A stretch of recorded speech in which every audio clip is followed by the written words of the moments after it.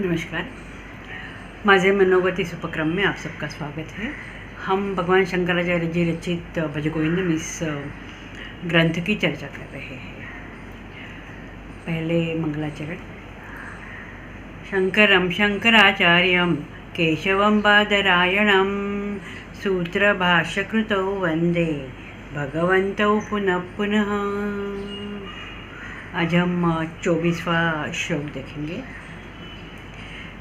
त्वयि मयि चान्यत्रैको विष्णुः व्यर्थं कुप्यसि मय्यसहिष्णुः भवसमचित्तः सर्वत्र त्वं वाञ्छस्य चिरात् यदि विष्णु त्वं।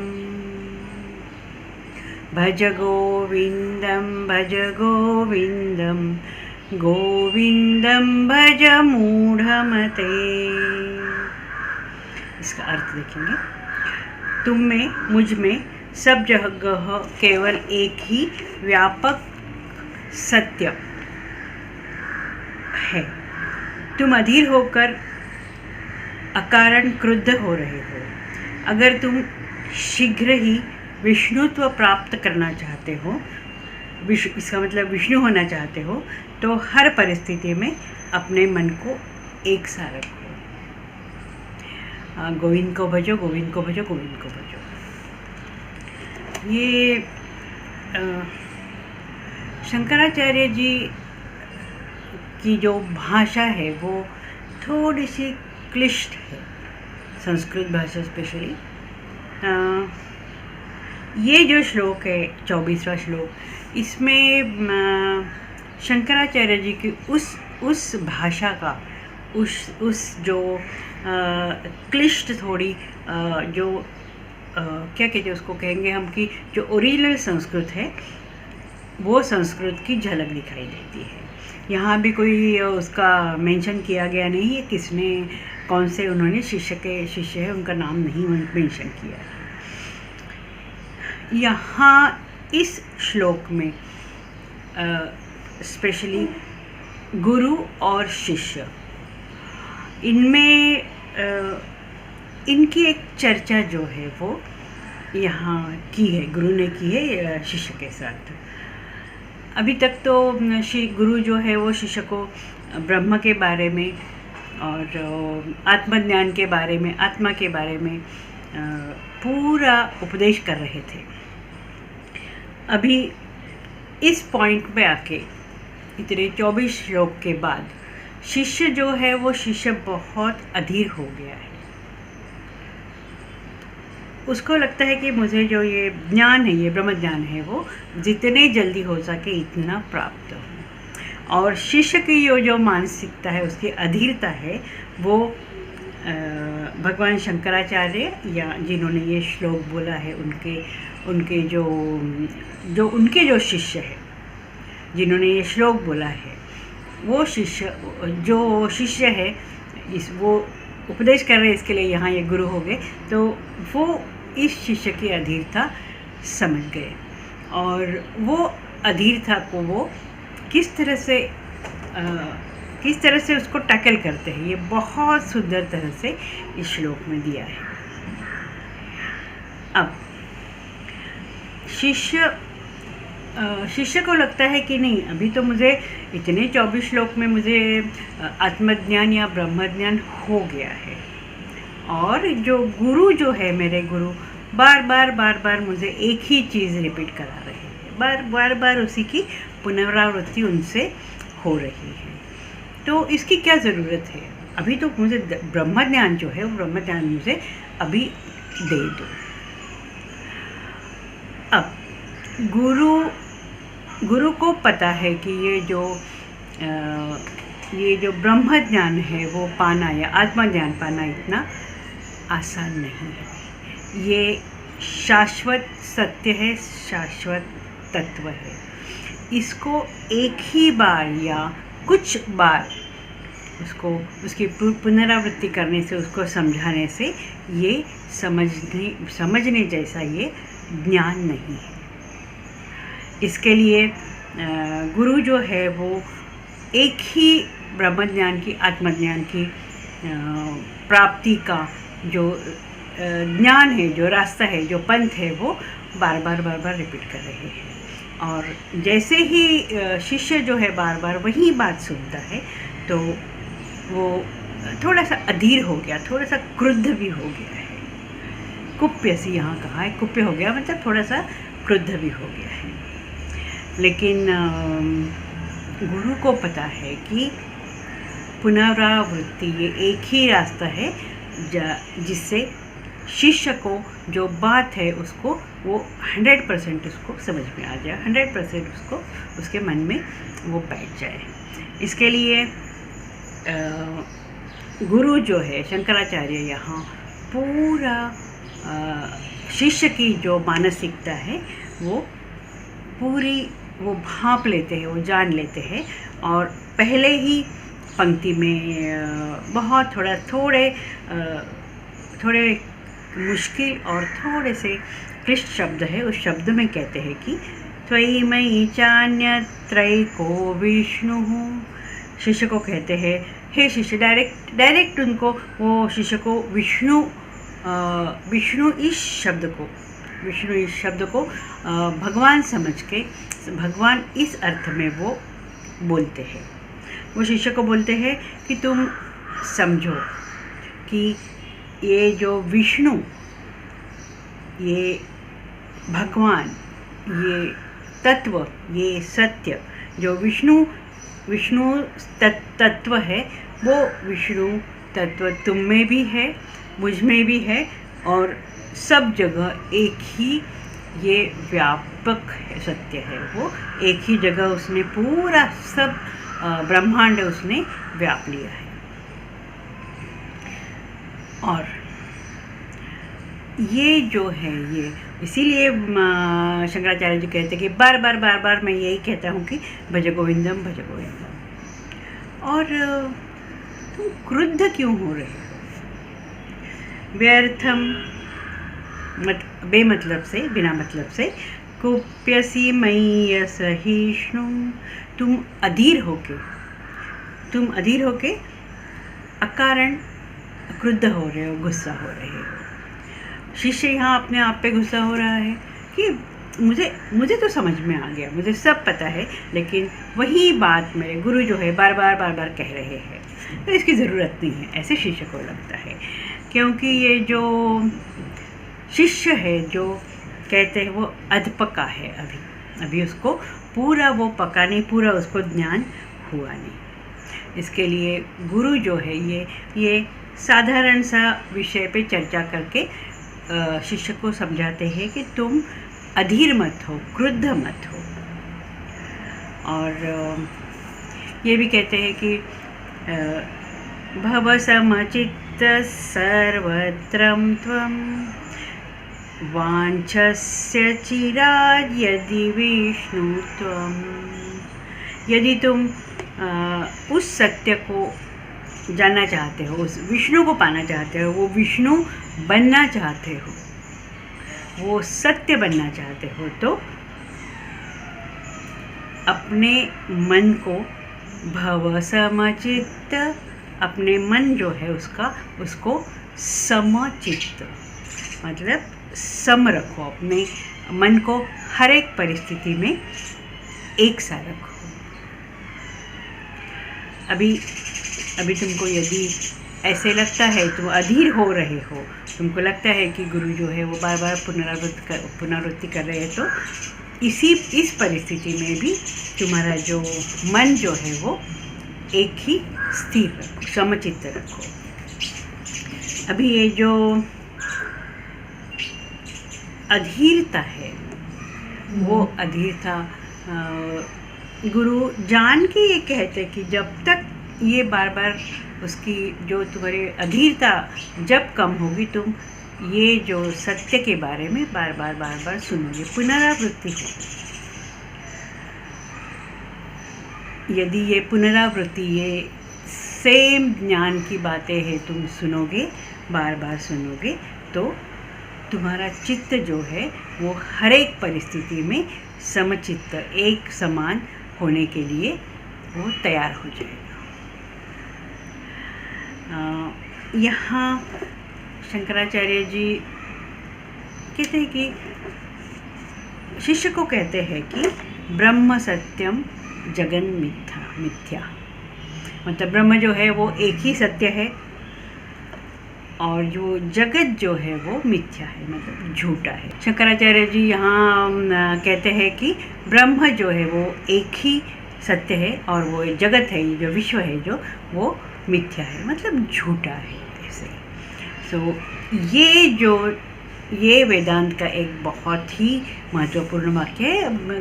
ये मतलब ये कहते हैं कि ये वेदांत का परमोच्च जो स्तर है, परमोच्च जो ज्ञान है वो ये है, ब्रह्म सत्यम जगन मिथ्या। शंकराचार्य जी का खुद का ही एक कहा हुआ उनका एक परमोच्च वाक्य है। और बाकी जो पूरा जो वेदांत है इस वाक्य के आसपास घूमता है। कोई भी ज्ञान जो है वो इस वाक्य में आके पूर्णत्व को प्राप्त होता है। अभी शंकराचार्य जी उसकी अधीरता उसको कम करने का प्रयत्न करते हैं और कहते हैं कि ये जो ब्रह्म जो है ब्रह्म सत्य है। यहाँ ब्रह्म का मतलब विष्णु भी है, जो शंकराचार्य जी ने यहाँ कहा है कि त्वयि मयि चान्य त्रैको विष्णु, तुम में और मुझ में और सब जगत में एक ही सत्य है, विष्णु है और वो ब्रह्म है। सब में जो विष्णुत्व है, वो जो ब्रह्मत्व है, वही एक सत्य है। और वही यदि तुम विष्णुत्व प्राप्त करना चाहते हो तो ऑफकोर्स समचित्त तुमको तो बनना ही पड़ेगा। और समचित्त होने के लिए तुमको ये जो अध्यात्म का जो अध्ययन है, अध्यात्म का जो ज्ञान है, वो तुम्हें अनुभव होना चाहिए। और वो अनुभव होने के लिए तुमको अभ्यास करना चाहिए, बार बार एक ही बात बोलनी चाहिए, सुननी चाहिए, अभ्यास करनी चाहिए। ब्रह्म सत्यम जगन मिथ्या। शिष्य जो है उसकी अधीरता किस तरह से बढ़ती है। हम देखते हैं कि कोई भी चीज़ हमें कोई भी चीज़ पानी है, उसके लिए हम प्रयत्न करते हैं, बहुत कष्ट करते हैं और वो चीज़ एकदम नज़दीक आ जाए तो हमारी जो हम इतनी पेशेंस से, धीर से वो उसके लिए कष्ट करते हैं, लेकिन लास्ट के कुछ स्टेप्स हैं वहाँ हम अधीर हो जाते हैं। वो तो सबकी हमारे आपकी सबकी जो है वो सबका अनुभव है। ऐसे होता है ना, वो मुझे पता नहीं बाकी लैंग्वेज में, लेकिन ये मराठी में एक जैसे एक कहावत जैसे है कि कोई भी चीज़ है जो शिजेपर्यंत धीर असतो पण निवेपर्यंत धीर नहीं नसतो असं। इसका मतलब है कि चावल बन रहा है, चावल बन गया है और हम खाने के लिए बैठे हैं, और वो जो चावल जब तक वो कुक नहीं होता तब तक हम इंतज़ार करते हैं, तब तक हम पेशेंस से, धीर से देखते रहते हैं कि जो चावल जो है वो पक रहा है। और चावल हमारे थाली में आता है, लेकिन हमको तब धीर नहीं, हम अधीर हो जाते हैं कि वो जो चावल है वो पकने के लिए इतना टाइम लगा, तब हमको पेशेंस था, और जो हमारे थाली में आ गया, और थाली में आने के बाद जो चावल जो है वो ठंडा होने तक हमें धीर नहीं होता, हमें पेशेंस नहीं होता। हम उसमें से थोड़ा सा चावल बाजू में रख के उसकी फूंक मारेंगे या उसको ठंडा करने का ट्राई करते हैं, क्योंकि हमको वो लास्ट के जो स्टेप्स है, लास्ट का जो क्या कहते हैं लीप है, वो हम लोग धीर नहीं होता, अधीर हो जाते हैं ऐसे। तो इस तरह से ये शिष्य की भी ऐसी ही अवस्था है। तो गुरु यही कहते हैं कि तुम अधीर मत बनो, अभी बस तुम पहुंच ही गए हो, ब्रह्म ज्ञान के पास पहुंच ही गए हो।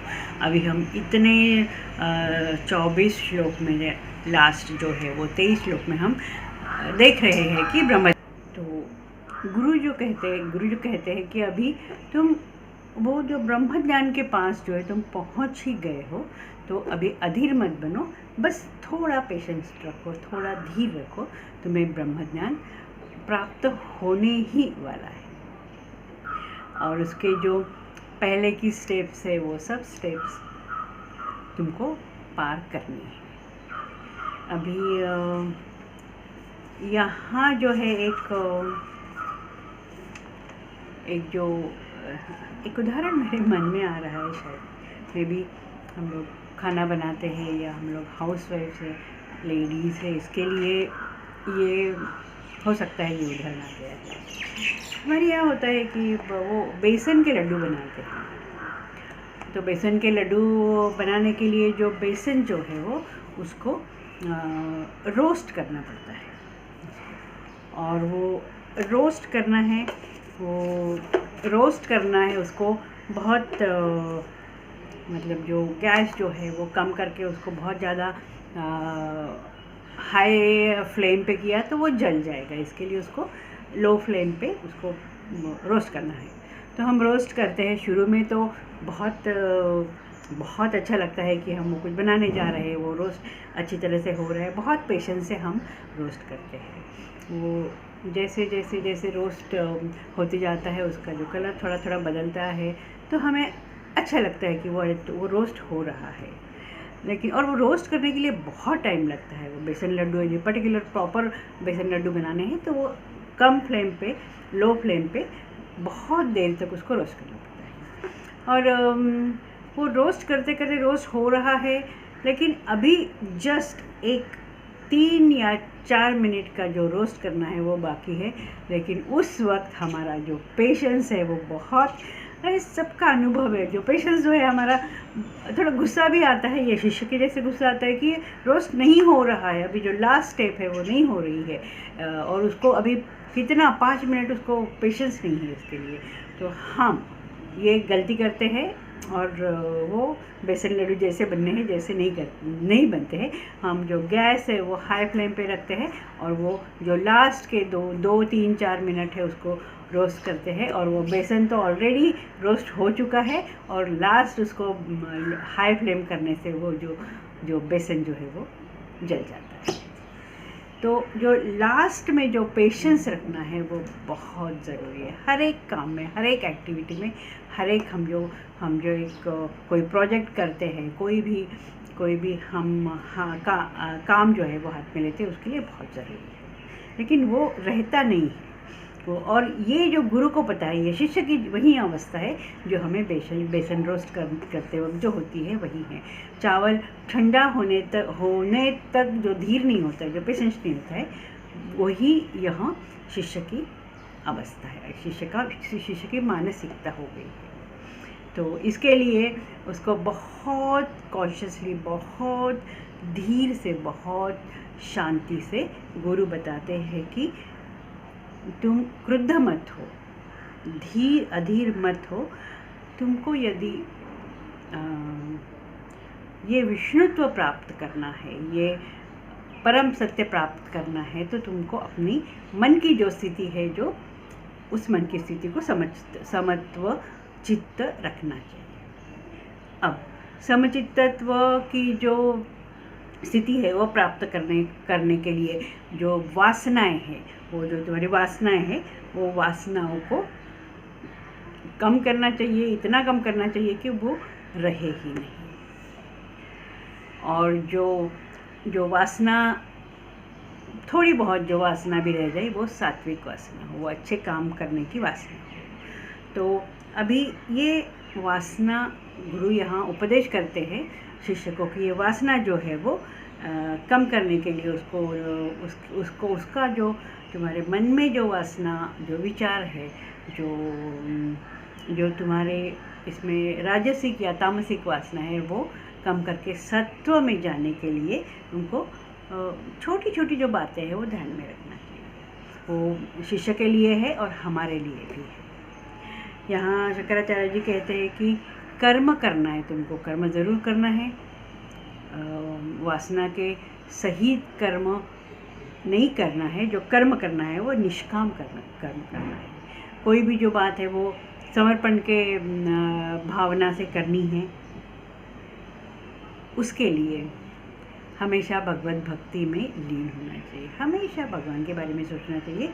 भगवत भक्ति जहाँ यहाँ विष्णु कहा है, वहाँ जहाँ ब्रह्म कहा है, वो अब ये भगवत भक्ति करनी है। भगवत भक्ति भगवान के लिए करनी है। लेकिन हम जो मानते हैं कि जो ईश सेवा मानव सेवा है वो ईश सेवा है, तो ये भगवत भक्ति मानव सेवा के रूप में करते हैं, मानव सेवा के रूप में करनी चाहिए। और ये जो मानव सेवा के रूप में करते वक्त हमें परमात्मा को हमेशा याद रख के उसके ध्यान में रह के ये जो सब मानव सेवा ईश सेवा करनी चाहिए। और ऑफ कोर्स भज गोविंदम है ही। निरंतर अध्ययन और मनन से अपने मन को जो है समत्व चित्त उस स्थिति में जाने के लिए तुमको कोई देर नहीं लगेगी, क्योंकि अभी तक तुम पूरा 98 आउट ऑफ 100 आ गए हो, सिर्फ 99 और 100 ही बाकी। सो ये समचित्तत्व रखो, अकारण क्रुद्ध मत हो, और तुम अपने गोल पे ज़रूर पहुंचोगे। बहुत ही अच्छी तरह से गुरु शांति से पेशेंस से बता रहे हैं। और एक उदाहरण भी देते हैं कि गीता में भी कहा है, गीता के दूसरे अध्याय में कहा है भगवान श्री कृष्ण ने, समत्वम योग उच्यते। मन का जो समत्व है वो रखना, मतलब वो भी एक योग है। सो तुम इस योग को प्राप्त करो और विष्णुत्व भी प्राप्त करो। बहुत ही सुंदर श्लोक है। ये जो साधारण विषय पे बोला है, लेकिन ये जो शब्द जो है वो बहुत ही सुंदर, जो श्लोक के जो शब्द है जो बहुत ही सुंदर है। त्वयि मयि चान्यत्रैको विष्णुः व्यर्थं कुप्यसि मय्यसहिष्णुः भवसमचित्तत् सर्वत्र त्वं वाञ्छस्य चिराद् यदि विष्णु त्वम्। आज हम यहीं रुकते हैं, अगले क्लास में अगला शब्द। नमस्कार।